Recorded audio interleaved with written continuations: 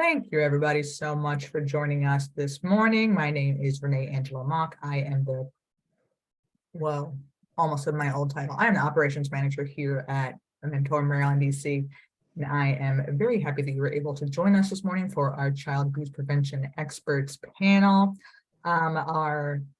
This panel today was sponsored in part by the Y in Central Maryland. And our raffle, which you will hear about soon, was sponsored by Deloitte, and we are appreciating them so much. So thank you so much to our sponsors, which made this opportunity available, and we appreciate you all coming. If you're not familiar with Mentor Maryland DC, we are an affiliate of the National Mentoring Partnership. We were relaunched in 2018, so this is our 5-year anniversary, and we started just in Maryland, and we officially expanded in DC in 2021.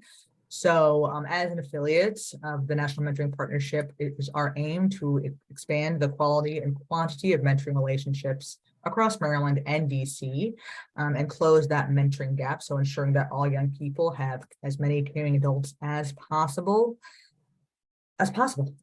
and that you all, people who run programs and are able to do your absolute best work, and you have absolutely everything you need to do that. So that's what we aim to do. So we are a nonpartisan organization trying to galvanize the mentoring movement across Maryland and DC. And one of the things that we do, we put on programs like this, put on trainings and workshops, provide technical assistance. We can always talk more about that. So please reach out to us if you're interested in technical assistance and one-on-one consulting. But yeah, we're just all about mentoring and trying to ensure that the very best mentoring happens here in Maryland and DC for our young people. So anything mentoring, please reach out to us. We exist here for you, largely at no cost, to ensure that the very best outcomes for our young people happen here in Maryland and DC. Oh, and one of the ways to do that. So connecting with the National Mentoring Partnership, if you were at the National Mentoring Summit in January, every January is National Mentoring Month, and we have a huge conference in DC. The National Mentoring Partnership does so many things. They do put out tons of research and things like the element of effective practice. They just released the supplement, which was about inclusive mentoring for youth with disabilities. Becoming a better mentor resources, which I know some of you have seen. Tons of amazing resources at no cost. So we aim to connect you with the National Mentoring Partnership as much as possible. That no cost technical assistance I was referring to. We have tons of amazing expert consultants that we can connect you with at no cost for 30-50 hours to help you in your program, from whatever that may be, whether your program needs help with mentor recruitment, policy and procedures. We can help you get connected with them to develop your program to be even better. Access to the Mentoring Connector, which is the only national database for prospective mentors to find programs and for prospective young people to find programs as well. So we manage the regional database for Maryland and DC. Opportunities like this, trainings, roundtables, communities of practice. Again, that promotion of mentoring best practices based in the elements of effective practice. Spoiler, there's going to be a 5th edition coming out in the next year or two. So I'm excited about it, but get excited about it. Access to the National Quality Mentoring System, which is something that you can work on with one of our free program consultants to ensure, again, that your program is meeting national standards, quality standards for mentoring. We aim to ensure, again, that your program has everything you need, including funding. So definitely sign up for our newsletter where we send out opportunities in the field for funding.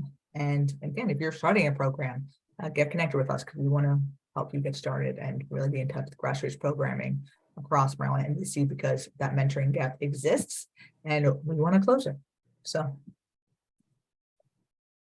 some basic logistics, especially because this is a panel and we want to ensure that you're interacting with our panelists.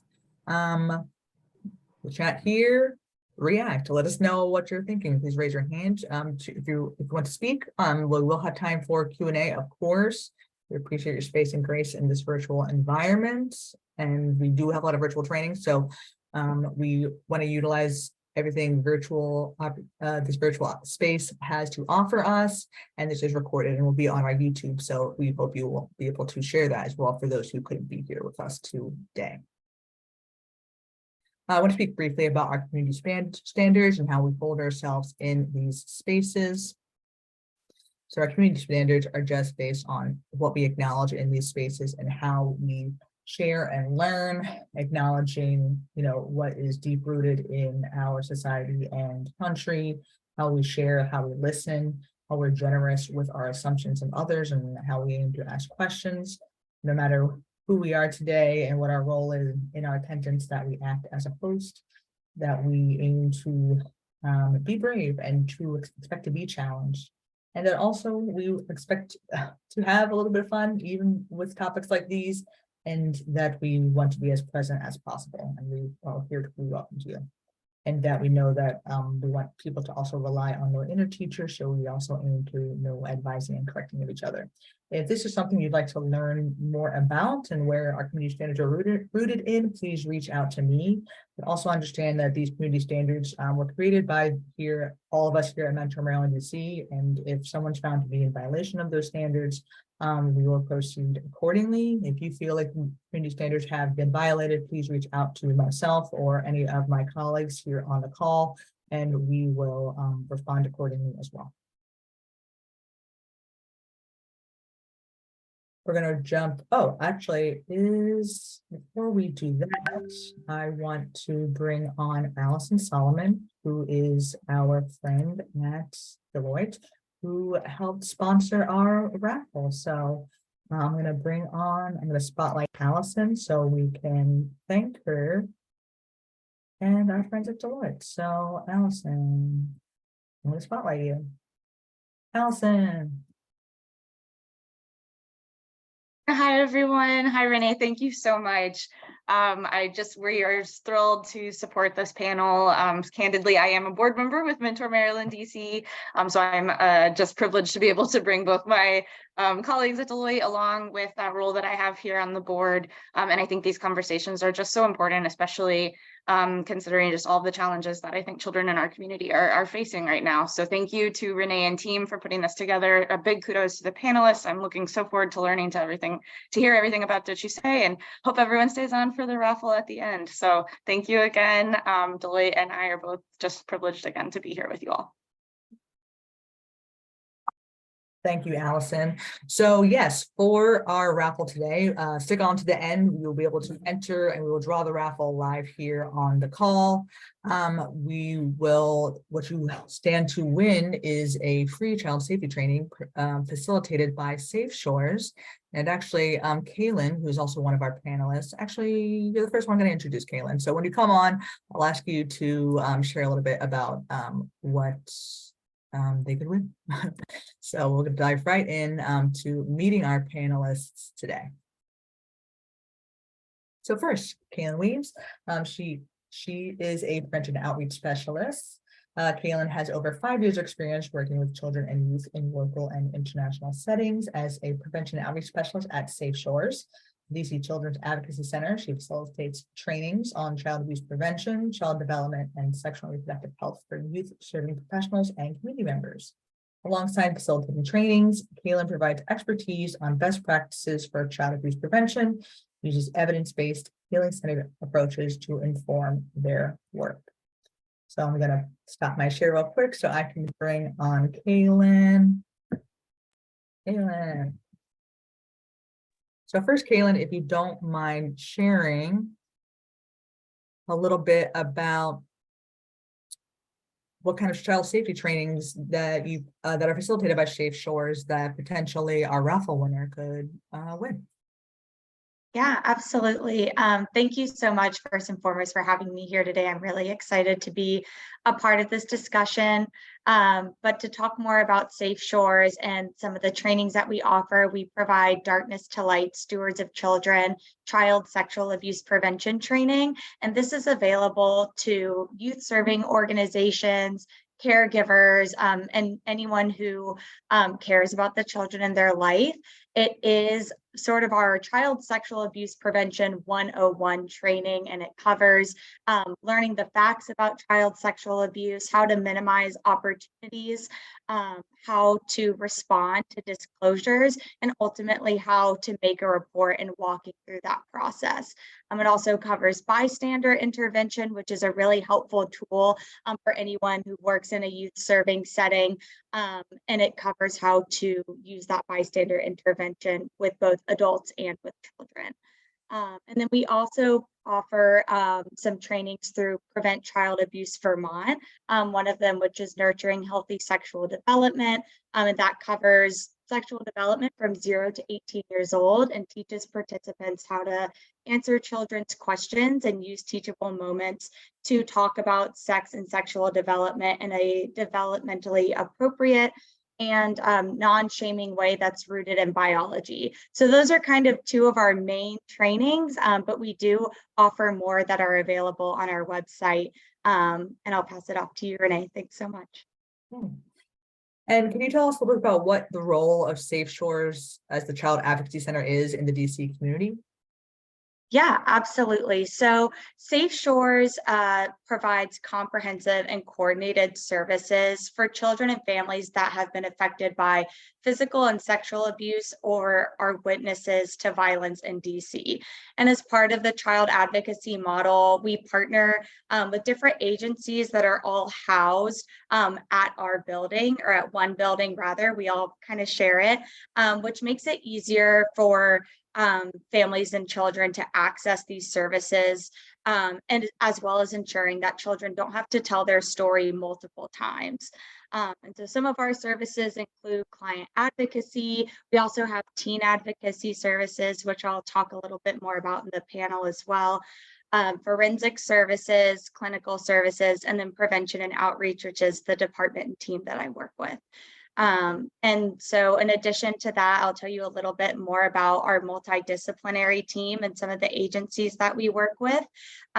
We coordinate these services to investigate alleged abuse, conducting those forensic interviews, providing that client advocacy, and with the ultimate goal to reduce the trauma and identify resources so that children and families can begin their healing journey. And we work with the Office of the Attorney General and the District of Columbia, the United States Attorney's Office, Child and Family Services Agency, or CFSA. And we also work with the Children's National Health Systems and the Police Department. So sorry, I know that was kind of a fire hose of information, but hopefully that just illustrates how comprehensively we approach the work that we do. Yeah, that's a lot. That's a lot of wonderful people, obviously, who are working on behalf of young people and the safety of young people. So we appreciate that. Thank you so much. Thanks, Renee. I'm going to move on to our next panelist. So our next panelist, Laura Boudman. She's a psychotherapist and certified trauma specialist. Oh, this is not updated, Laura. I'm so sorry. But I know you sent me your updated bio, and for some reason this isn't updated.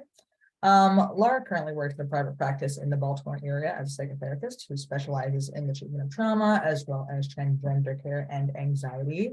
Her background includes work as a forensic interviewer, child protective services investigator, and family advocate, and primarily for survivors of child sexual abuse. So Laura, since for whatever reason my PowerPoint crashed, that's what happened to me. When I bring you on, please share your extended bio with us, and I'll ask you a little bit more as well. But no, please share a little bit more about yourself. Okay. Everybody, since I missed that there. Thank you so much, Renee. I will just echo Kayla and say that I am so excited to be here today. I am enthusiastic about speaking with all of you and addressing your questions and getting into this topic a bit more. I have about 9 years of experience in the field of child abuse response and prevention, including the work that was listed in my bio that Renee so kindly read for me. And currently I am in private practice, so I am an individual psychotherapist. I continue to specialize in seeing clients who have histories of abuse and neglect and their families. And what role can a trauma specialist play in a child or individual's healing from abuse? Well, the role that a trauma specialist and a therapist can play is very broad, but primarily I would say it is providing a safe, supportive environment for children to, find their voice and begin to process their feelings and the experiences that they've had. And when they're ready on their own timeline. So really, ultimately, the goal is to provide that safe, supportive place and to provide the children and families, or at times adults. I also work with adult survivors, the tools that they need to be able to express themselves, to really truly begin to heal and to make positive growth. So that can involve work with families, work with children, or individual adults who are survivors. As I said, I provide a lot of psychoeducation.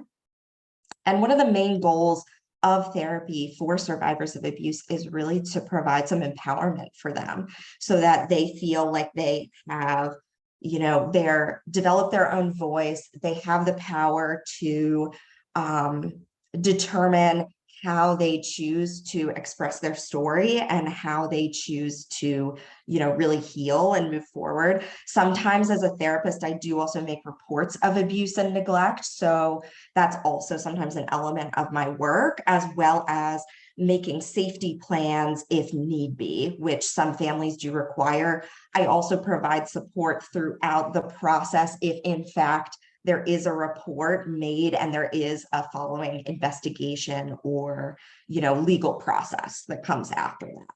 So it can be very, widespread, but ultimately it's about building that relationship and providing that space for that individual. Thank you so much. And I know we're going to get into some definitions of some of the things that you're referring to as well. So if people have questions, know that we will be addressing them for sure. And if you have any questions too, please drop them in the chat. One of my colleagues is keeping track of your questions, so we will be getting to them later in the panel. So thank you, Laura. And we will get to our last panelist, Alison. So Alison is with the Center for Hope. Alison has worked in the field of child abuse prevention and served the community children for 20 years. At Center for Hope, she assists youth-serving organizations like yourselves with child protection policy development, safe environment needs assessments, and crisis management. Alison educates youth-serving professionals and community members throughout the country on creating safe environments, child abuse awareness, healthy relationships with youth, and adverse childhood experiences. So Alison, let me find you so I can spotlight you.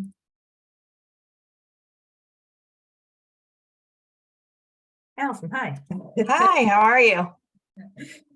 Thank you so much. Yeah, so what is the role of Center for Hope in Baltimore? It's an exciting role, I would say. Center for Hope is the new, we're part of the LifeBridge health system. It's a large health system here in Baltimore. And it's a new model really for the prevention and intervention of violence across the lifespan. So we have our Child Advocacy Center. We used to be the Baltimore Child Abuse Center, if anybody's familiar with that. So we have our Child Advocacy Center. We have a domestic violence program. We have quite a few of the city's Safe Street sites, which are the community violence interrupters. We have hospital violence response team, as well as an elder justice program. So it's really from early in life, to later years in life. And that might include child abuse and exploitation, human trafficking, domestic and interpersonal violence, community violence, and as I said earlier, the elder abuse. And then in addition, we have our mental health department, and we also have our community education department, which is where I work. Thank you. And for anyone, there's a guest on my lap today who's not feeling well, so that's why That's a great guest to be on this call. So thank you. I'm going to bring on all of our panelists now, so we can jump right in. Okay, thanks everybody. So especially because we have Maryland and DC on the call will be able to get some of the legal realities of child abuse regionally, because I hadn't even thought about until I talked to Alison and Kayla that there are legal differences, of course, between Maryland and DC. And we want to also have a grounding of definitions and the things that we're talking about before we get into some further exploration of the topic today. So we want to be mindful that we have Maryland and DC programs and staff on the call today. So yeah, what is really the legal definition of child abuse per Maryland and DC? And Kaylin, do you want to start with kind of the legal definition of child abuse in DC? Sure. Yeah, that's a great question. So the legal definition of child abuse, I have it written down. I just wanted to make sure I'm reading it exactly from our law, which is any recent act or failure to act on the part of a parent or caretaker which results in death, serious physical or emotional harm, sexual abuse or exploitation, or an act or failure to act which presents an imminent risk of serious harm. And looking at the two differences, between the DC definition and the Maryland definition, is that DC's definition specifically includes sexual abuse or exploitation as a form of child abuse. And I will, Alison, if you want to also speak to that as well, some of the differences that you see, but that is the legal definition here in DC. Yeah. I think the other thing about, the Maryland definition is, it's very similar. I mean, I think across the country, all the states, I mean, there might be a little, a few differences, but they're all pretty similar. In the state of Maryland, it's the physical or mental injury of a child under circumstances that indicate the child's health or welfare is harmed, or at substantial risk of being harmed. So I think what's important to remember, and I think it's similar with DC also, so it's acts of omission and commission. And it's, I think the main things to remember, it's, someone who has care and custody over a child, that, it's a household member or family member. And then, and because of their position or occupation, exercises authority over the child. Also in the state of Maryland, you have to report survivor cases. So even if the survivor is now over the age of 18, and even if the offender, the perpetrator, is now deceased, in the state of Maryland, you still have to report those. When you say omission, is that kind of referring to neglect? The lack of doing something causes injury? Yeah, okay. Exactly. Yeah, great. Yeah, thanks. And then as a follow-up, what happens if you are reporting a case and an offender is deceased? So back, I mean, it's challenging, so back in the 90s, there was actually an attorney general report in the state of Maryland that, and the opinion said, you still have to report these cases. And I think the main reasons for that is to make sure there's no sort of cover up by institutions, things like that. So, not much can be done to the offender, of course, if they're deceased. And even in cases that are older, when you have a survivor who's coming forward, disclosing for the first time, and Laura can probably speak to this better than I, but when you're waiting, I mean, when they've waited years, and some of the survivors I've spoken have worked with are 60, 70 years old when they come forward for the first time. In those cases, it is very much survivor driven. So as long as, of course, the offender doesn't have access to children anymore or is not around kids, then the authorities, the police, they're not going to pursue it. Let's say if the offender is still alive, unless the survivor really wants to. All right. And before I kind of hand that question to you, Laura, Kaylin, someone in the chat is asking, is there that survivor reporting in DC, or reporting if the offender is deceased? Yeah, that's a great question. I think honestly, Alison's answer applies the same way in DC. So, especially if we have some cases sometimes, or they're not really cases anymore, but they were previously a case and had already been reported, in which case, if some time has passed and it was a closed case, then we won't report that. But if someone is disclosing for the first time, just echoing what Alison said, it really is survivor centered, and what they would prefer and how to move forward. And a lot of the time that does look like just providing resources on our end. But if they are deceased, it's again, really survivor centered and wanting to make sure that they're getting the help that they need. But that's a great question. So then for you, Laura, my kind of question then for you was going to be like, right, I guess that they kind of showed what those different kind of definitions mean for you as your approach, which I'm imagining it's going to be different than this, where there's a big gap is survivor versus a child, something that's just happened. So how does that change your approach? Exactly. I think that that's a great question. And when it comes to adult survivors, I appreciate Alison saying this. This has also been my experience of if a adult survivor comes forward, and in particular, if the offender is deceased, then it really is about survivor support. Do you have what you need? When the offender is still living, what I always say to adult survivors is you never know what you're doing for someone else. If there are multiple reports about that person, or another child comes forward, another younger person comes forward, you may really be providing support for them with your report. You just never know, because they do track those reports. And if one individual is getting multiple reports, that can make a difference in terms of legal action, farther down the line. The other thing that I'll say is that, yes, absolutely. My response is very different with adults versus children, where maybe that event just occurred. With adult survivors, it's more about, okay, can we build the skills for long-term wellness and long-term healing? Can you self-regulate? Can you cope? Can you develop healthy relationship skills, and modeling that for them? Can you protect yourself and in future relationships, both physically and emotionally? Whereas with a child, it is a combination of oftentimes supporting them through that process.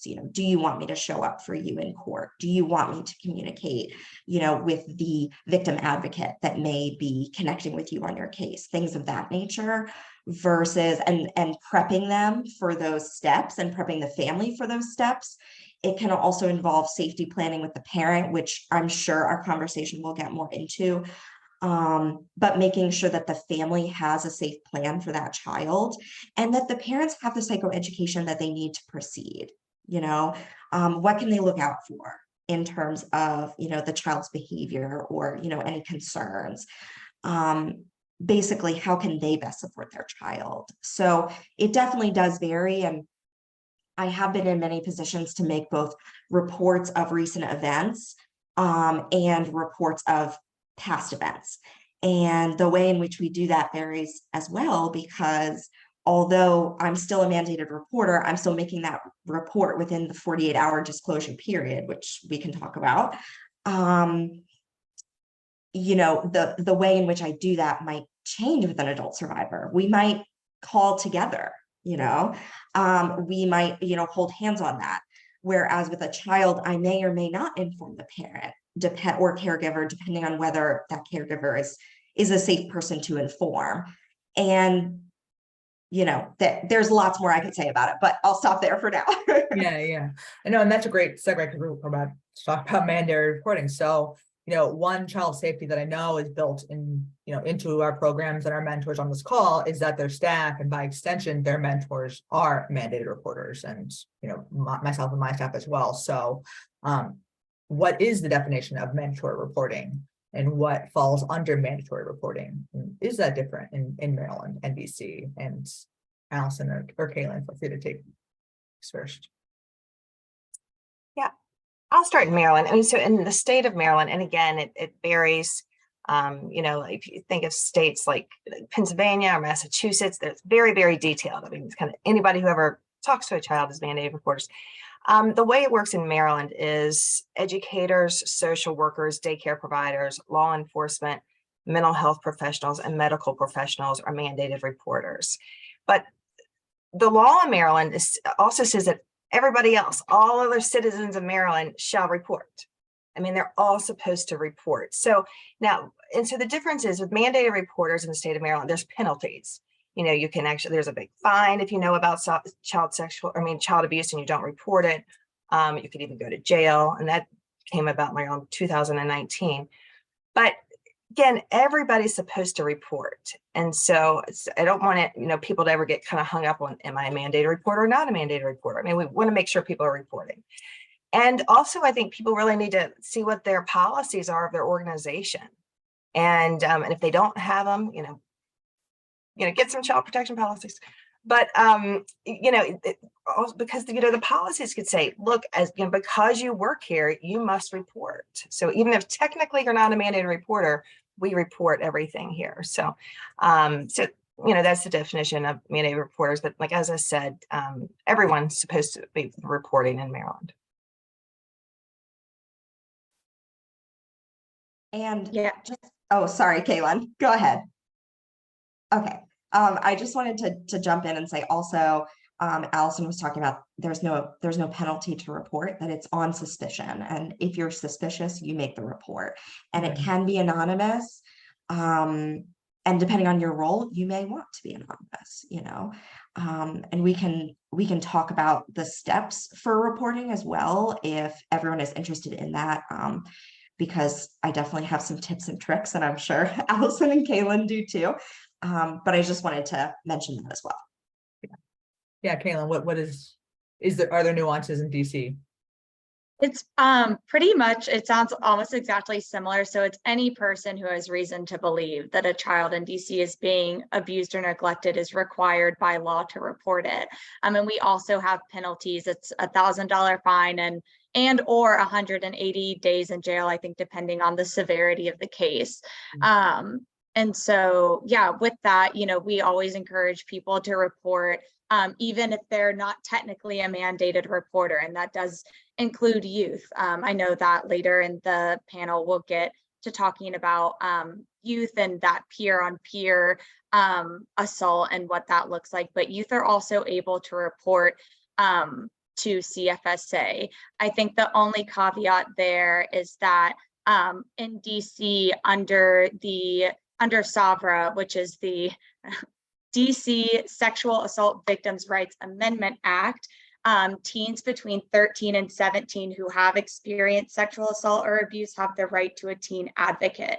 And that is a confidential conversation, where they can kind of see about next steps if making a report is, what that would look like. If they need support, like you said, Lauren, making that report, which is something that we always advocate for, just because it can feel really intense and scary. We always, suggest have someone with you. Although, of course, if you're the person who has witnessed it or suspecting it, you're the one who does need to make the report. And also, having those policies in place at your organization. How do you document that internally?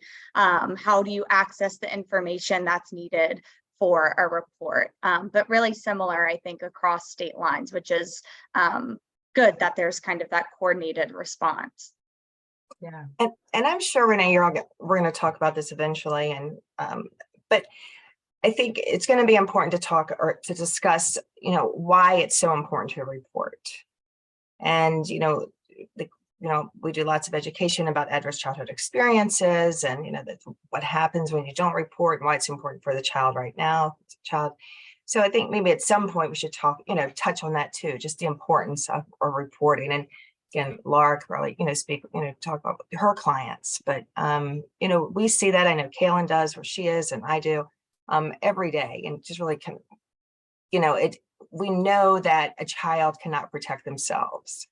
And so that's why we don't do education programs like, stranger danger or, just good touch, bad touch, and all these other things. We just don't use those anymore. And so, again, just why it's so important to report now. Yeah.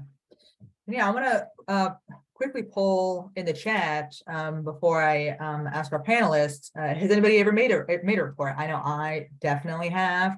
I used to work with Laura, so I know she knows that I have made plenty. So if you have ever made a report, I'd drop a one in the chat and let us know who on the call maybe has that experience. But right, so if somebody, one of us mandated reporters or else otherwise makes a report to the appropriate authorities, which I know are different by region, what happens? Or what may happen? Because I know many things could possibly happen. So yeah, I'll pass it to Kaylin.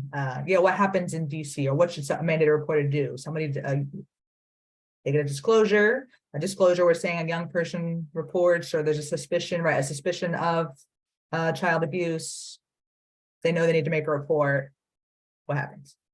Right. So let's say that you've made the report. Let's also just assume that your organization has policies where you've documented it internally. And so what happens now? You know, you won't be called to be updated on the case. We really tell people once you've made the report, you've taken the necessary steps and action, and the case is really left up to the authorities. And so Child and Family Services Agency, or CFSA, I'll be using that acronym a lot, is responsible for investigating the report and determining whether the child is at risk of harm. And if they determine that the child is in immediate danger, then they'll take emergency action, you know, doing a safety plan that may include removing the child from the home, contacting law enforcement. And I know at Safe Shores, we do hot cases, which is in the event of these emergency cases where a child needs to get out of the home because they are in immediate danger. But if they are not in immediate danger, then CFSA will conduct an investigation, interviewing the child, the parents, you know, doing a home visit, and they might also look at medical records and school records to kind of get a full picture as to what's going on. And, you know, if after all of that, they determine that there's, you know, no abuse has occurred, then they'll just close the case. But if they do, then they'll work with the child and the child's family to really develop that plan to make sure that the child and the family are able to begin that healing journey. And that often looks like coming to Safe Shores, where they can get that support, they can connect with a client advocate, do the referrals, and begin moving forward. So that's what happens. That's a look into what happens after a report is made in DC. So they're making that call to CFSA, and there's a number for that? Yeah, so you can report it to 911, which is law enforcement, or we do have CFSA, the child abuse hotline number, which I can put in the chat for folks. I believe it's 202-674-SAFE. But I can put everybody in a follow-up as well, so don't worry about that yet. Okay, great. But yes, it is to CFSA directly. Yeah, and Alison, so if somebody in the greater Maryland area, mandated reporter, wants to make a report, what should they do? What happens?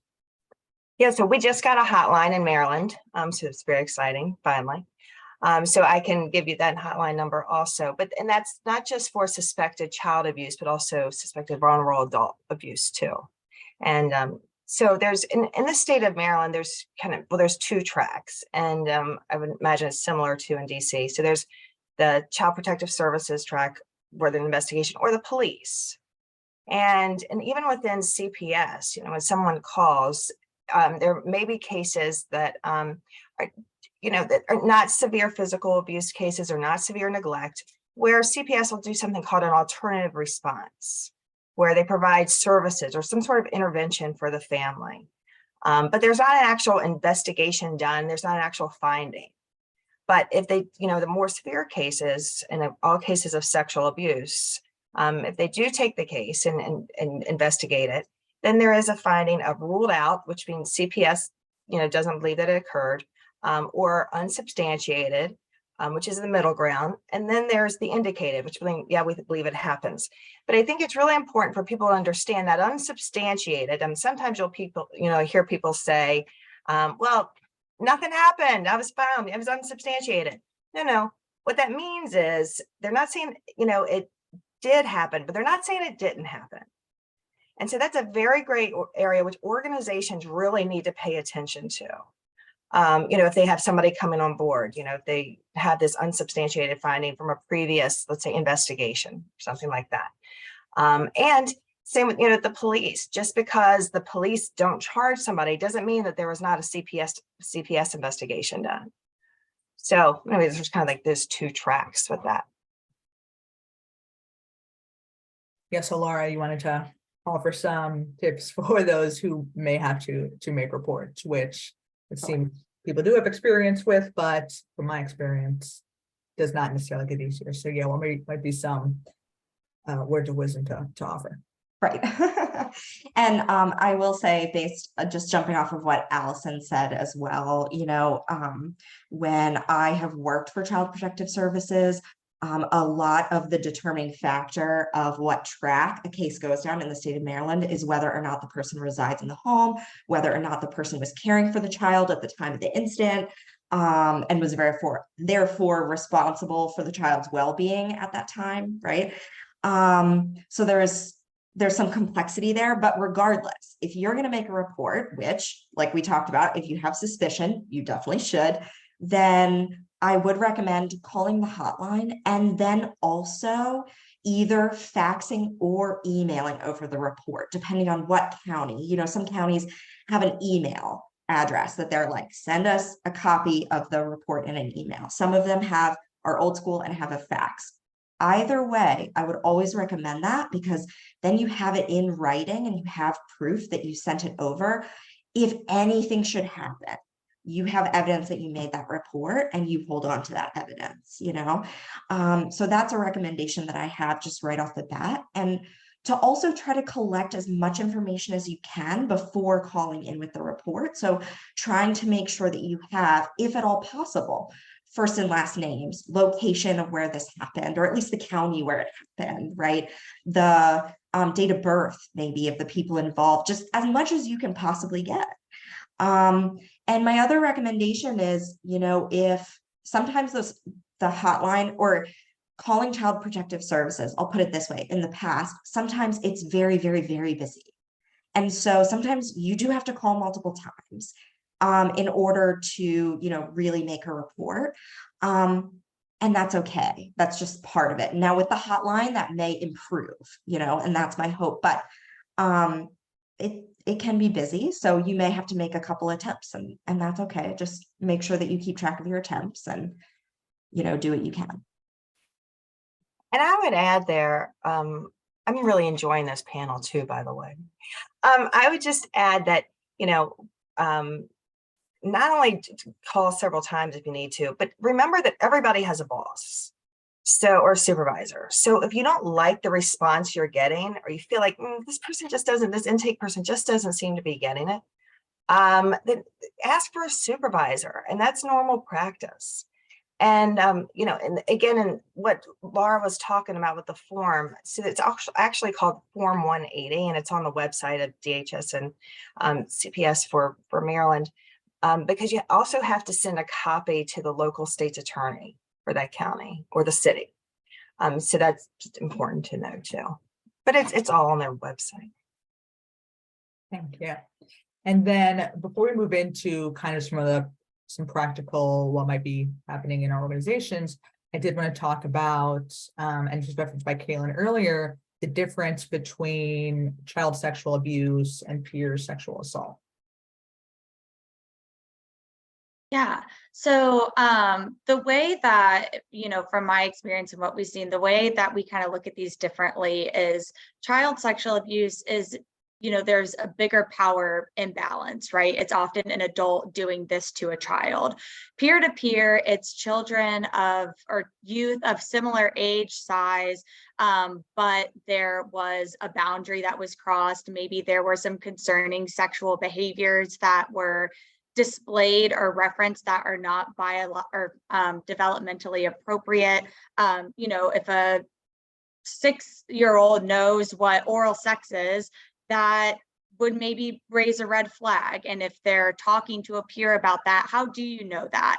And even though that, might signal that, okay, in this scenario, the 6-year-old has experienced abuse, child abuse, there is this kind of peer-to-peer situation that's playing out. And so those are really the differences there. But like I was saying earlier, where we see a lot of this is with youth, and less so, child on child assault is, we see that quite a bit, and particularly with teens. And as I said, in DC, teens have the right to an advocate, and that's 13 to 17. And just to speak a little bit more about these services, these advocates can provide information, options, referrals, safety planning, as well as emotional support.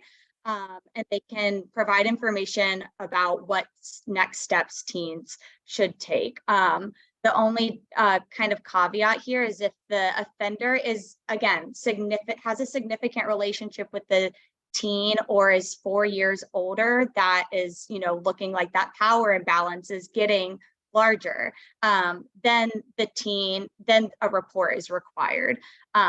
But our teen advocates aren't required to make reports on peer versus peer assaults, but they can walk them through kind of the process, the options that they can take. Thank you.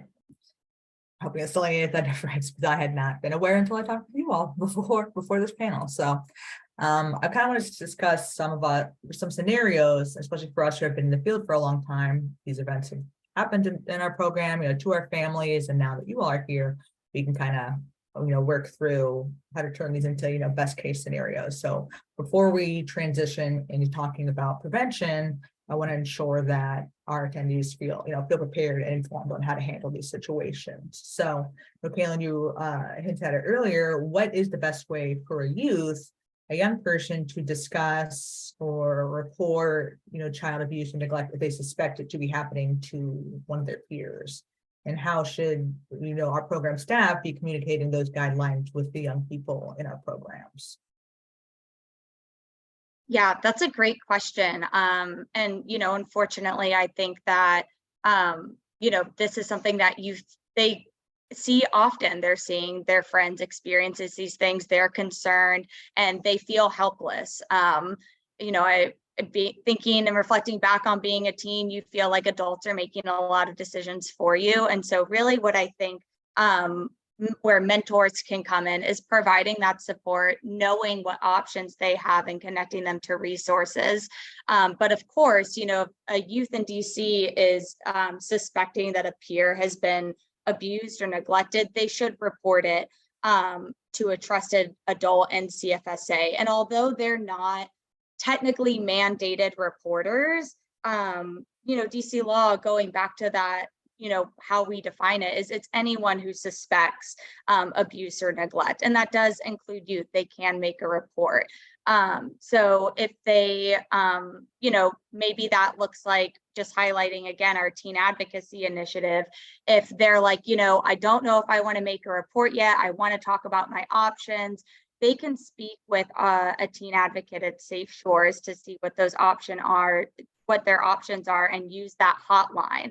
And when a youth makes a report, again, they aren't technically required to report anything, but I think having that mentor there and having that safe adult there to provide emotional support is really helpful. And then communicating those guidelines, I think letting them know, we're here for you, you're not going to be in trouble. I think that a lot of children and youth have this fear that if I come forward with this is going to spiral out of my control, and this could get my friend in trouble, or they could get this group of people in trouble that, they maybe really do love and care about. As we know, over 90% of child sexual abuse is committed by someone that they know. And so if there are those feelings wrapped up in there, they might be more hesitant to just jumping ahead and making that report. But if we can kind of sit with them and pause and acknowledge, you're having a lot of these larger feelings, but we have supports in place for you, and we can, take a beat, and we can call the hotline, you can see what your options are. I think that is a good approach for working with youth when they feel like they need to make a report. But Laura, Allison, I'd love to hear your thoughts on that question as well. I just wanted to add, so just interestingly, just yesterday, I was listening to Dr. Elizabeth Letourneau speak, and she's the the executive director of the Moore Center for the Prevention of Child Sexual Abuse. And she was just sharing yesterday that, 70% of survivors have been abused by a minor, of child sexual abuse survivors have been abused by another minor. So I think it's something we need to really take a look at and think about. I mean, I knew that, like 40% of new offenders were minors, but I'd never heard that 70% statistic before until yesterday. So I think, again, as Kayla was saying, it's really important for the, for young people to know who they can go to, who they can trust and share this information.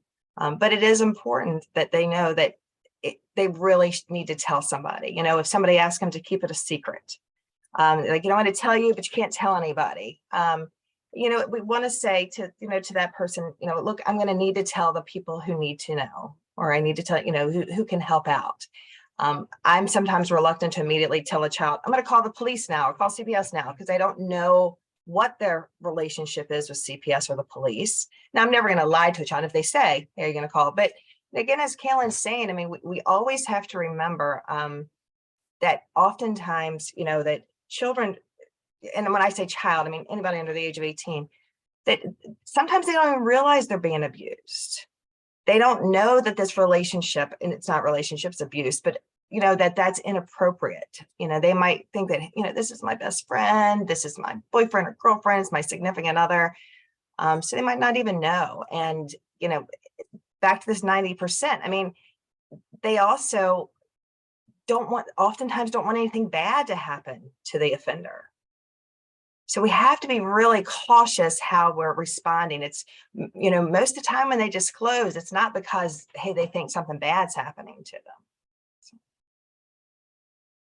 Absolutely. And I will say too, I have worked with youth who have sexualized behavior and are there and have acted out sexually, with another child in a way that did lead to legal action, and I will say that the rate of that behavior, as Alison is talking about, is very high. The rate of rehabilitation for youth who have sexualized behavior is also astronomical. Particularly, thanks for adding that, Laura. Thank you. Yeah, particularly if they're in therapy. And so that is a really hopeful thing. But it also means, like Alison is talking about, reiterating to children, and it's not like you have to say this to them all the time, but Kayla spoke a bit more to teens. I would say for younger children, it's talking about what being safe in your body and safe in your brain means, right? Talking about boundaries and that we can say no and stop, right? Don't touch my hair, don't touch me, right? Things like that. It's, reiterating to them, like Alison referenced, that secrets aren't supposed to hurt people. So if somebody asks you to keep a secret and it's about something that makes you feel unsafe or your friend feel unsafe, even if your friend tells you not to tell anyone, tell somebody, right? And tell a trusted adult is what I would really emphasize, because that means that they are more likely to tell a mentor, tell a teacher, tell a family member, someone who can make that report. And I will also add that this is the power of the mentoring relationship, that we are modeling healthy relationships to children. And if they have not seen that, then they will believe that abusive behavior oftentimes is okay. Yeah, you all are making me think of a lot of things, right? I mean, like, right, the purpose of we're mentoring the orgs on the call. We're trying to add more and more caring adults, trusting adults. So, right, young people feel, right, there's one person that they can talk to at least, and hopefully more. So, right, if the one person's not there, there's another adult that is there. And I'm also thinking about these conversations about safety. I used to work at a program, an after-school program, where there would be up to 100 kids there on certain days. But the one thing that we would always talk about, I mean, to reduce in one way, just to reduce chaos, but like, right, are we being safe? Like, we brought that to a lot, because I mean, literal safety was an issue, but it was a conversation we would bring up a lot, because we needed to ensure that we were just literally being safe. There's this conversation about, like, is is safety, this conversation, are we being safe right now? And what does that really mean? Even for, I mean, this was mostly elementary schoolers, so just having that conversation and what is the meaning of that word and giving it meaning. And Laura touched on that. I mean, the importance of mentors modeling healthy relationships. I mean, we just can't say enough about how important that is. And you know, with the actions and their words and their attitudes. And then what happens then is, you know, and again, Laura and Kayla see this all the time, but you know, what happens when, you know, adults are modeling good, healthy relationships, or mentors are, you know, modeling good, healthy relationships. Then when somebody is not, whether it's an older peer or another adult, kind of like raises all these like red flags or like bells and whistles go off for the child. I'm like, wait a minute, Alison would never ask me to do this or have me do this. Why is this person? And especially if a child has not, you know, grown up with good, strong boundaries or, you know, good, healthy boundaries. And, but again, if they're seeing healthy boundaries modeled, then they can really start recognizing inappropriate behavior. Right. Thank you. I also want to talk about, before we kind of move into some of the action steps we can take. We know that people do this work, and you all too, you know, this kind of secondary trauma that we can experience. So for mentors who are, you know, in conversation with young people, how can a mentor respond when a young person may be sharing about their trauma, you know, their past trauma, and they're not necessarily disclosing something that the mentor is going to necessarily report, but, you know, sharing about their trauma and their history outside of reporting? So I think I'll start off with this question. My initial response to this, because I think it is a good question, right? Outside of mandated reporting, what do we do if a child comes to us and is telling us about some terrible things that are happening? And how can we take care of ourselves in that moment, but also primarily take care of the child and, you know, have a response that is helpful to them, you know? So the first thing that I would say is try to regulate yourself. You know, you do not need to react right away. This child has probably held this in for a little while. This is potentially not the first time that the child has even said this. So, you know, really taking a moment to regulate yourself, taking a deep breath in and out through your nose, you know, sitting back maybe for a moment, like you don't need to jump to a sudden response. And also being attuned to the child and what mode they're in. You know, I have had kids disclose some things to me that in my adult brain, I would classify as terrible while they're swinging upside down on monkey bars and screaming, right? And having like a great time. And they just also happen to be sharing this fact about their life, right? And then I've had kids who, you know, are sobbing or, you know, angry or what have you. And that's how, you know, maybe they break something and that's when they tell me, oh, something's been going on. So, and a common trauma response is emotional numbness. And so there is a chance that this child will not really have an emotional reaction to what they're telling you. And so I think being as understanding and neutral as possible is key. You know, expressing empathy in a way that feels genuine. Wow, that sounds terrible, right? What did you do? Right? Things like that, like the very genuine but neutral, stepping back a little bit and having a genuine response of caring without acting shocked, if you can, and without, you know, scrambling to information gather, right? Or scrambling to find something to say. The caring genuineness, like kids can sense, and teens especially, I found, can sense if you're genuine. And also taking like what I would call as a therapist, a strengths-based approach, you know? Wow, I'm so proud of you for showing up for school today after that happened last night, right? Things like that, because then they are getting the validation and reassurance that they need out of that interaction. Because really what they're doing is they're like making a bid for like, how will this go if I share something deep with someone else? You know, what kind of response am I going to get? And you want that to be positive as much as possible. And then lastly, before we get into some of those action items as well, what does traumatic stress look like, and what might it look like for one of our, young survivors? If they're triggered, and what might be the best way for a mentor or staff person to help them in that situation? So traumatic stress can look very different, child to child, adult to adult. It varies because everyone is different. However, for kids and teens, that can look like very high anxiety. It can look like hyperactivity. It can look like a depressed mood, being isolated or self-isolating, withdrawn, maybe losing interest in things that they used to be interested in, having negative beliefs about themselves. It can also look like kids having nightmares or acting out all of a sudden when you haven't seen them act out before.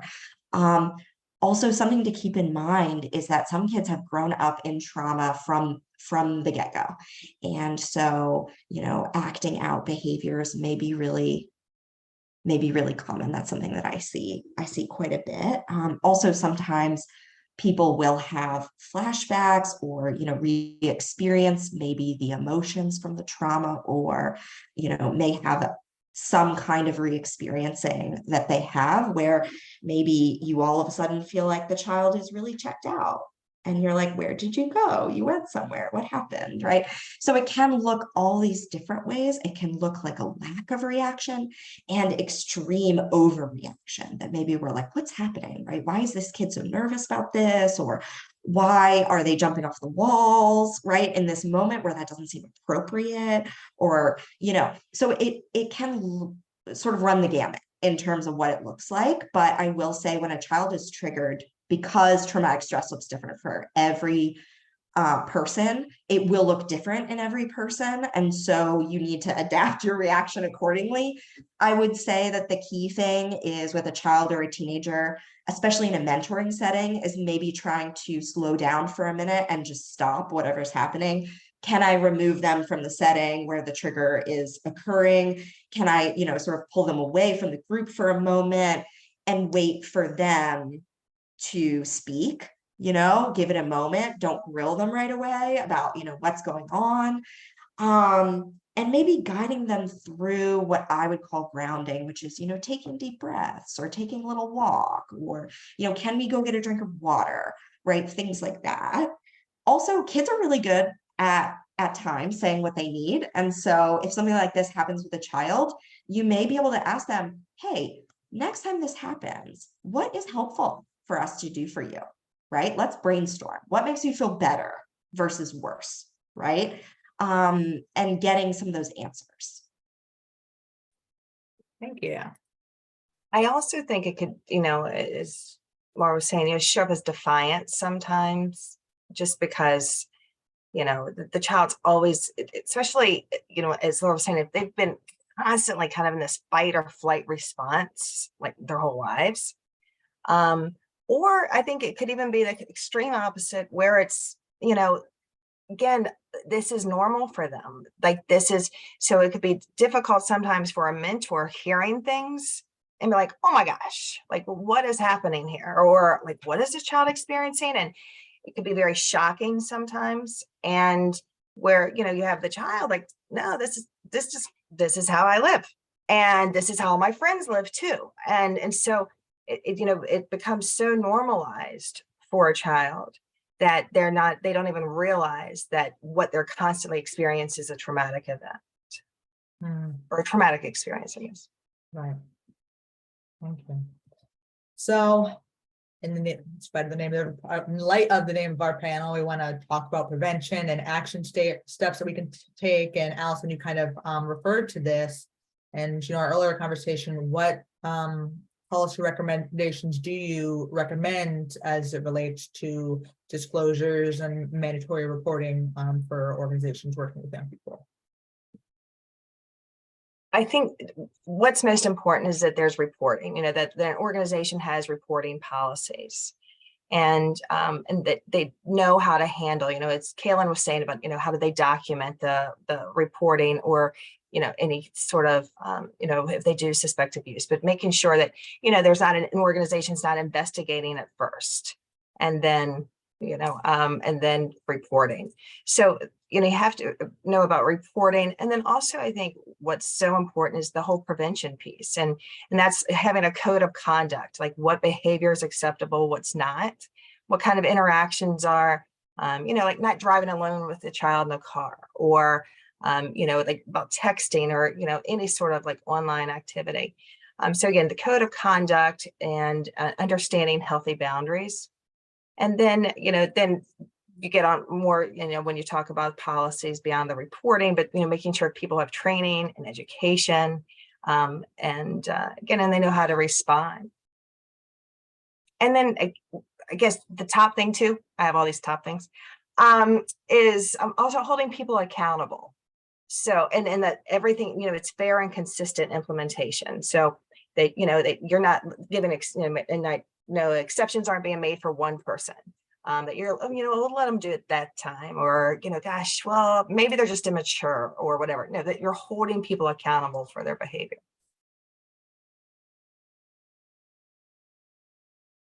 Yeah, and just building off of what Alison said, you touched on so many excellent points, and really covered all of it very comprehensively. But going back to the accountability piece, that is the role that policy plays as well. It's not just for protecting children, it's also for protecting us.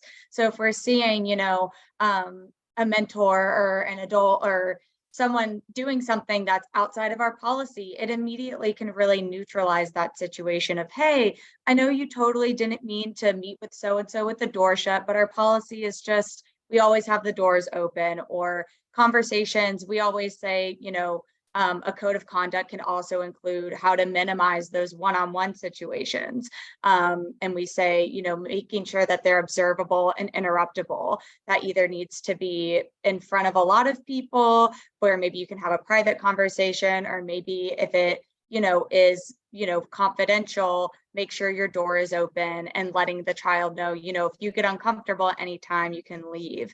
And also going back to the point, Alison, that you made about codes of conduct, including technology, right? So social media, are you allowed, is there a special account that, I know that some schools, teachers will have their school, like teacher Instagram, but their personal one is entirely separate, and you have to share the password, and you have to share the login and all of that stuff, so it can be monitored. Also sharing of photos, taking photos of kids is something, getting that consent from them, and making sure that we're checking in about those digital boundaries, right? And so I just wanted to also highlight kind of those two things, as well as, healthy and appropriate touch and activities of care when working with young children. And I don't have this listed, so I hope this doesn't come out of nowhere for you as well. How do you all suggest, I know something that our programs are always focused on is, the relationships with families as well. So how do you suggest when, there's a situation coming up where they do have to make a report that may, include making a report about a family member, aiming to maintain relationship with families, obviously, because that's it. Hopefully intended to be the goal, still, even despite having to maybe being forced to make a report. Well, I'll jump on this one. First off, this is kind of bouncing off of what we were talking about earlier with traumatic stress and kids, or teenagers being like, well, this is just how I live. This is just my regular life, right? That parents may also deeply feel that way. And so we may feel like something is reportable and important to report, and we should report it. And yet, a parent may or may not agree with that, So one thing that I do as a therapist, and that I've also done in past positions that I've held, is basically a courtesy call if I feel that it's safe. And I determine whether or not it's safe, either based on the knowledge of the family dynamics already that I have, or based on straight up asking the child, if they're old enough to answer the question, what do you think will happen if I call mom or I call grandma and I let her know that I have to make this report? I also tell the child, I tell the child that I have to make the report, and I explain in age appropriate language what that means. And I try to answer their questions to the best of my ability. And if I don't know the answer, I tell them I will find out. And then I, do the courtesy call with the parent or caregiver, and I let them know. And the way that I approach it is kind of the way that we're talking about agency policy, is like, this is something I always do. This is not specifically about your child. This is not specifically about whether I or not I even believe, quote unquote, that this happened. None of that is, my role here. My role is to make the report, and I always have to make the report in these types of situations. Here's why. Do you have questions for me? And I try to reiterate to them, I would be a bad therapist, or, in your mentor's cases, I would be a bad mentor if I didn't make this report. And you would actually have reason not to trust me if I didn't do that. And most of the time, if a parent is, upset or in disagreement, they may be upset, but 9 times out of 10, they are understanding of that is my role legally and ethically. And that helps hold the relationship, and the respect and the mutual understanding. I think also to Laura's point, that is really helpful, and I haven't heard of that approach before. So thank you for sharing that, Lauren. Typically what we'll say is, if you think that, especially if the allegation is against someone in the household, if you are a mentor, maybe you're like, I don't really know the family that well. We'll say, you don't have to tell the parents, and Laura, what you were saying too, I think where the line can get really blurry is with discipline, with corporal punishment. And in those moments, it might be helpful to really provide that psychoeducation of, did you know that children who grow up spanked are more likely to struggle with depression and anxiety? And you can provide those facts, and maybe it really is a question or an issue of a transfer of knowledge. I think a lot of times in our field, we're very lucky and privileged to have access to the latest research that's coming out. But by the time that trickles down to families, it might be years and years and years. And so, sharing that information can also be really helpful and really be used as a teachable moment for the parent as well. And I would just add then again, making sure what Laura said, that the child feels safe. When we do education, when I do education for organizations or youth serving organizations, oftentimes I'll say, don't contact the parents ahead of time if it's a family member. But I think what Laura was saying makes sense. I think within an organization or within an institution, you have to be cautious of that. I mean, you would never, I would say, don't go to the, the employee or something ahead of time, because you could interfere with a police investigation or a CPS investigation. So I think you really need to kind of look at it on a case-by-case basis, how you're going to handle that. For sure. Oh, I appreciate that. We're quickly heading to the end. I want to make sure that we have time for our raffle as well. So for each of our panelists, what's one way that our programs can prioritize child safety just now in their roles as staff, as mentors, as our staff who train mentors and supervise mentors. And I'll say, in my role, in my previous role as somebody who supervised mentors, one of our policy, the mentor reporters, our mentor report policy was like the mentors report up, right? They report to staff reports to, executive director, and that nobody would ever be making that call alone, right? A mentor wouldn't be expected to make that call to the authorities alone, which would be my recommendation as well, because they would presumably have the least experience making that kind of call, and all those things being documented as well. So that would be my recommendation. but I know that there's lots of different ways that that you've already mentioned about child safety, online what's called social media policies, consent forms for picture taking, really important. But yeah, some other, give it to us, everybody. Some ways that we can take action today as far as any aspect of child safety and child abuse prevention. Whoa, pardon. Yeah. I would just say boundaries. Helping people understand healthy boundaries, grooming behaviors, having a code of conduct. So I think, that I'd be interested to see what Kayla and Laura think, but I think for me, that's the number one way to prevent abuse is having these, healthy boundaries between, the person who's in the power position and the young person, the youth. I 100% agree. I think education and transparency is key. Kaylin was talking about the idea that like we are such information holders, but we should be, sharing the power with the safe caregivers in the child's life, whoever that may be. And that part of sharing the power is sharing that information, that education. So I would say, the way to prioritize child safety is information sharing as much as possible in terms of psychoeducation, development, boundaries, things like that. Because I agree with Alison. I think boundaries is one of, if not the major way to prevent child abuse. I think the other major way is relationship, building that trusting, non-judgmental relationship with a caring adult. That is the major, determining factor after abuse in terms of how, the long-term effects of abuse. So I would argue that's also, the big factor in prevention.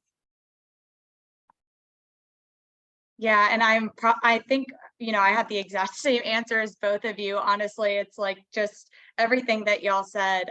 So I'll probably be repeating quite a bit of it. But I also want to highlight that prioritizing child safety can really look like taking risks, risking an uncomfortable conversation, risking, saying to someone, hey, that's not our policy is this, and that might make someone uncomfortable. It might risk you being uncomfortable.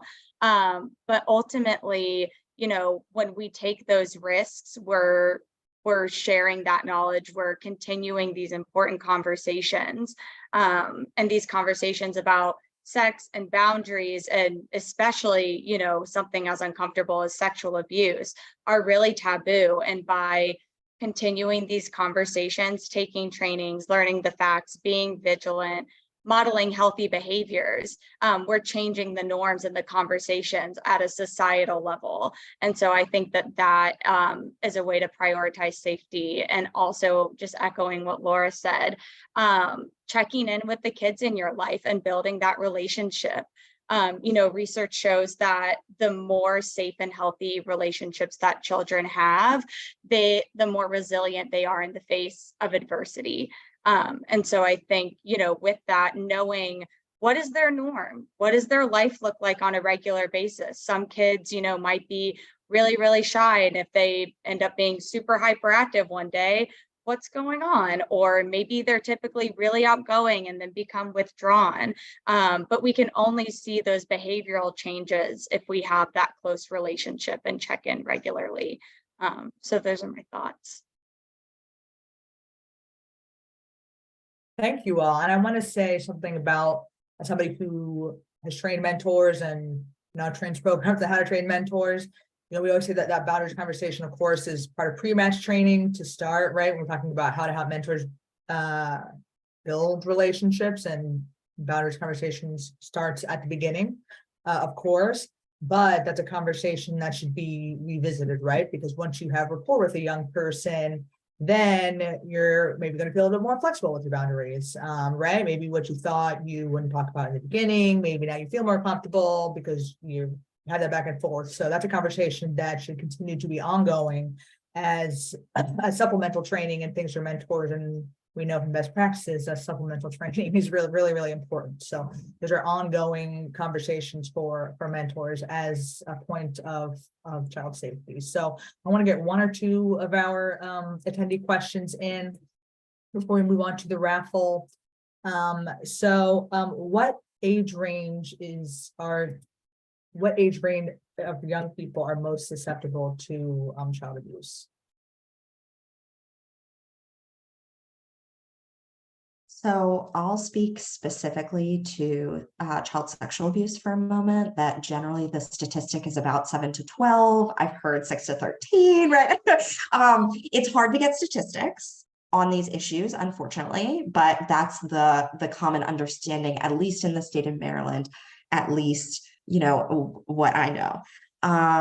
In terms of physical abuse and neglect, I would argue for neglect, it tends to skew younger. However, neglect statistics are even harder to gather. So I'm not totally, that's just speaking on my own experiences and what I know. Just what to, add to what Laura was saying. This is why it's so important to teach children the correct body terms and anatomically correct terms, because it's I've heard people say, they're like, well, I'm going to wait till my child is older before I tell them about a penis, vagina, or vulva. No, we want to do it like when they're babies, when we're teaching about arms and legs and heads and everything else, because it does happen at a young age, the sexual abuse and all forms of abuse and neglect.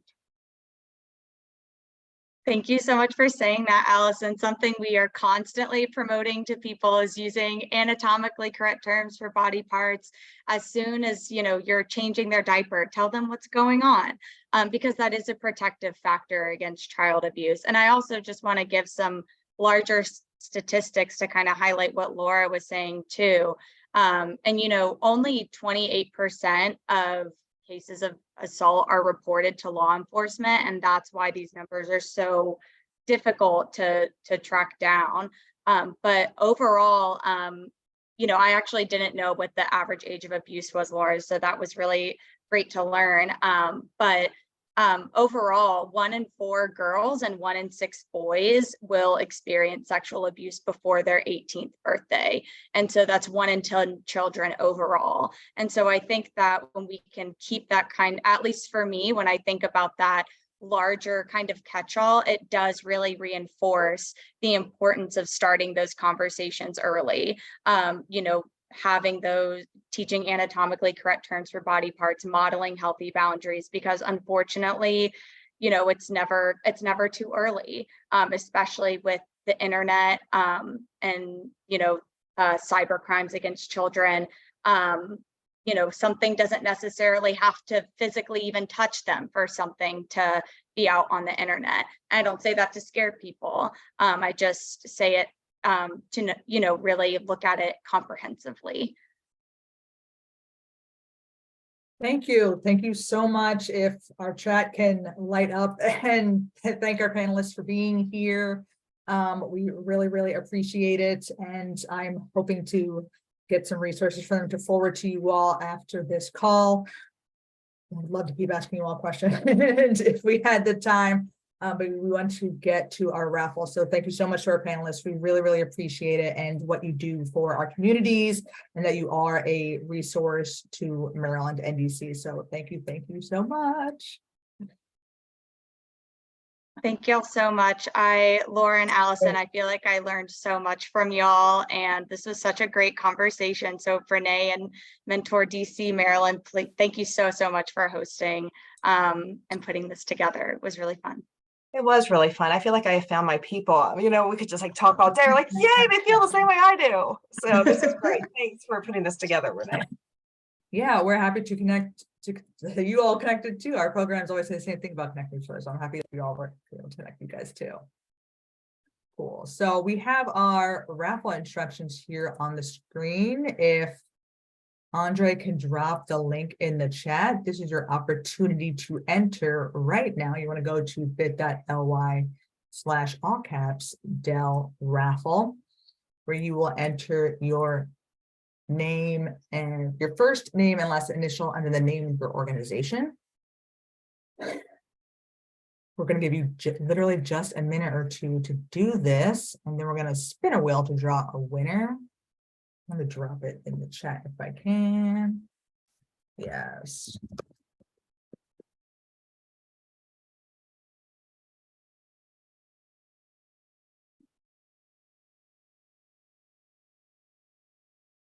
All right, y'all, the link is live in the chat.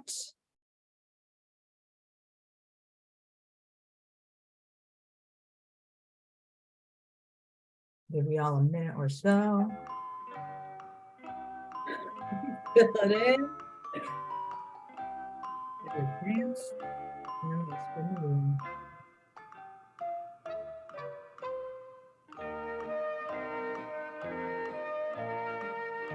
Y'all mostly behaved.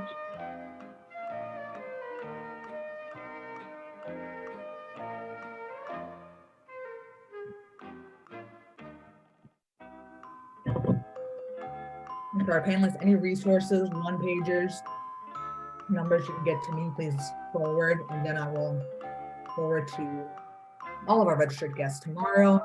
For everyone, we'll get this up onto YouTube as quickly as we can. You can share out. It'll be exciting.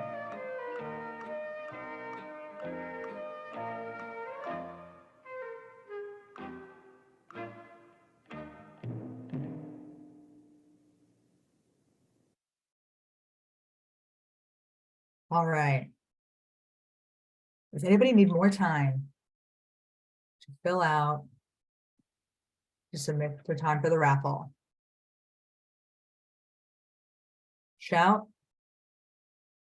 You need help.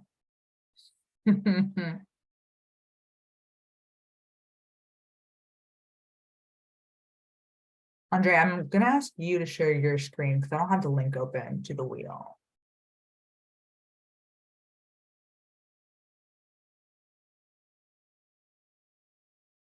Share.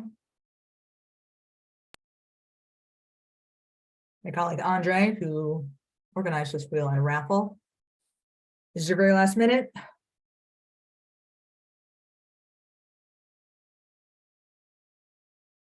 Let's do it.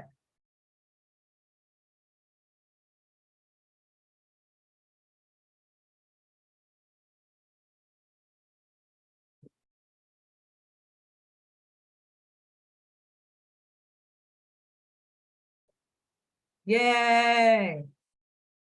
So this was Madison Mansfield. Congratulations, Madison. I hope the email you registered for this event was the correct email. I'm going to reach out to you and start an email between us and Safe Shores so we can get this training scheduled for you and your organization. Very exciting, and we'll do that for the end of today or tomorrow. So looking forward to that. Congratulations to Madison. Thank you so much to our panelists. Really, really appreciate you being here. We will ensure that you have all the contact information for our panelists and their organizations as resources. Congratulations to Madison. Thank you to Deloitte for sponsoring our raffle. Thank you to the Y for sponsoring this opportunity and training opportunity, and for us to put on these free workshops for you this spring. Have a great rest of your week, everybody. We look forward to seeing you next time. We have Girls Health 201 in 1 week. It's going to be amazing. Clarissa's going to be back, and Girls Health 101 is only going to be on YouTube until April 30th. So make sure you get it. Yes, Levon, this recording is going to be on our YouTube. I will email you. Thanks, everybody. See you next time.